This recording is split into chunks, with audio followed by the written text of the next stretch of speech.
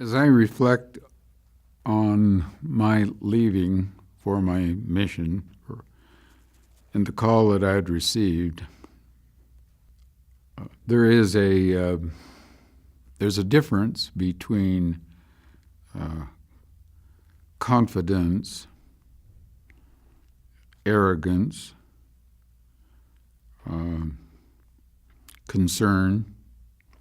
Those are all important words. Making the decision to go on a mission and the process that I'd gone through, the effort and preparation had taken place to learn, all condensed itself into a moment in my life where I was ready to meet and deal effectively with the challenges and the responsibilities that my mission would include. The travel to, the getting there in the mission then was a multiple day activity. We went by train station and for reasons that I do not know, there was a fair amount of meandering on the way.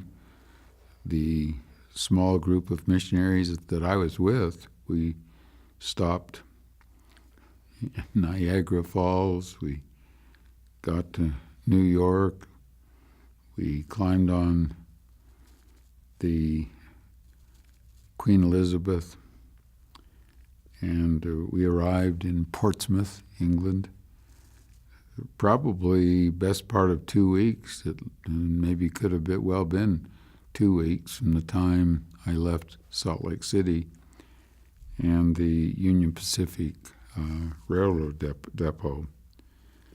Mission home then was west of London.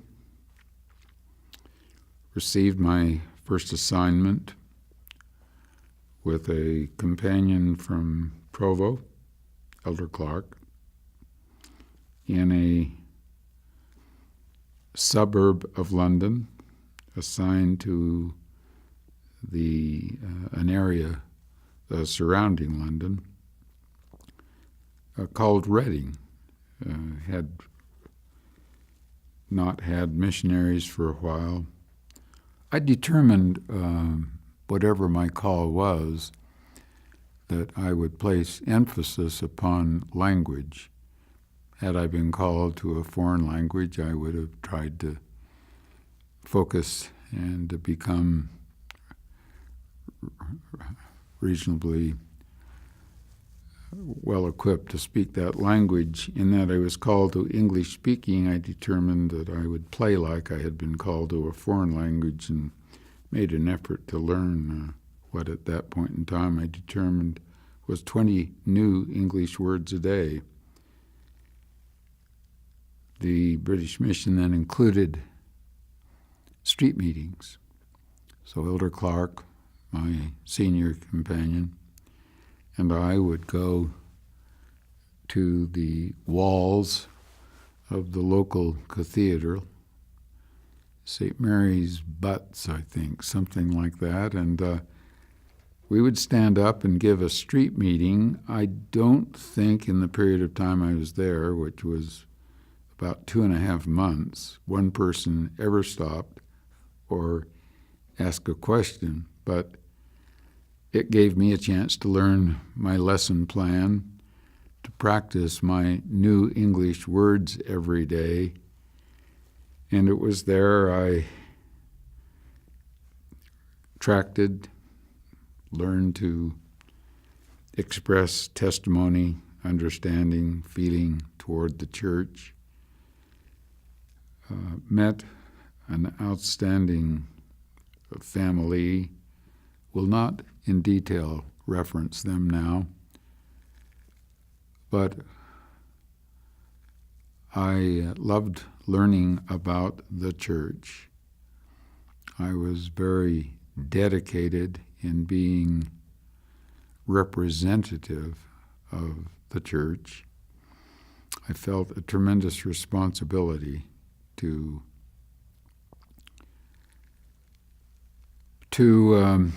be as good as I could be. I think in a previous session, John, I shared one story that may be worth repeating and eliminating it there or including it here.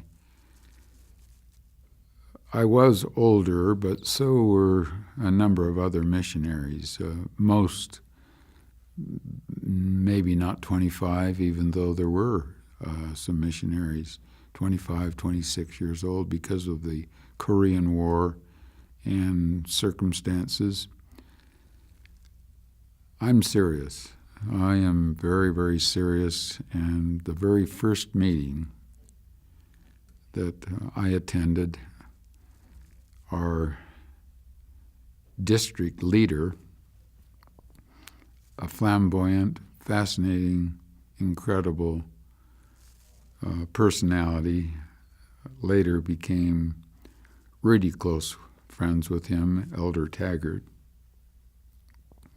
was very diversified, very heterogeneous in terms of interests and in his representation of where he was from, which was Cody, Wyoming, what he believed in, which was the church, and a very creative, imaginative personality, and in addition to his meeting, wanted us all to attend a ballet in London. So rules, restrictions, autonomy then was certainly either the privilege or, I suppose, from the church's standpoint, maybe the curse. I don't know. But in any case, we had a great deal of freedom. Leadership determined what we did, how long we did it, when we did it, all that kind of thing. He announced the excitement that he felt and that wanted us all to feel in attending certainly one of the finest ballet groups in the world. But to give an idea of where I was coming from, I had no interest whatsoever in participating in that kind of evening affair. I had been in the mission field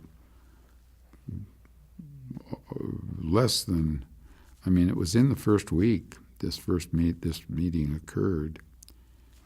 And I told my companion there was no way that I was going to go to the ballet. I didn't have any concern or objection to his going, but I would just simply stay in the mission home, Nightingale Lane, west of London, and I'd study while he went. Elder Taggart came to me and said, Alan, or Elder Brown, if you don't go to the ballet, then your companion can't, because as companions, you've got to stay together. And I told him that I did not have an interest in going to the ballet, and that I wouldn't go to the ballet. And because he was my district leader, he took a very strong position, insisting that I go, and I remember standing and looked Elder Taggart in the eye, and I explained to him that I would shine his shoes, that I would clean his clothes, that I would do anything that he asked me to do personally, but that he should never, ever ask me to do anything that was inconsistent with the reason I was there, and that was to serve a mission. And I did not find that the ballet that night, the first week of my mission, was consistent to why I had been called to England. I did not move an inch from his eyes, and nor did he. But from that point on, he never forgot my seriousness, nor did he ever in any way recognize that I was going to do anything other than what I felt that I should be doing. The mission there and in subsequent callings was challenging, satisfying, rewarding, motivating. I worked very, very hard. The companions that I had, originally the first junior companion I had in St. Albans was challenging, not at all supportive of my seriousness and of my unequivocability, my being unequivocally involved. But each area, each companion I had, without going into lots of detail, included relationships with members, teaching those looking into the church, baptizing a few. I gained deep love and gratitude and devotion to our church. Later received an assignment to be in the mission presidency with the president of the mission, who was very challenged time-wise. The London Temple was being built. New mission accommodations were taking place in London. The building of a chapel in downtown London later became Hyde Park Chapel. These all took tremendous amounts of time. And in effect, therefore, in being his mission counselor, meant that my assignment included visiting missionaries throughout the mission on an ongoing basis. A car, in balance, no companion. Elder Brown just simply was totally focused, dedicated on anything and everything that was important relative to a mission. So that chapter, John, which we would call maybe the second chapter of manhood after the military, was one of focus, one of clear definition of my responsibilities and callings. I love the land, the world of England, the British Isles. I love the people. And I love the church, and I love the Lord. So I went through those 24 months as a directed, consistent with what I was there to do and why I had decided to do it, as anyone could be. And came home 2 years later, and I am now 20 7 years old as I hit the shores of New York.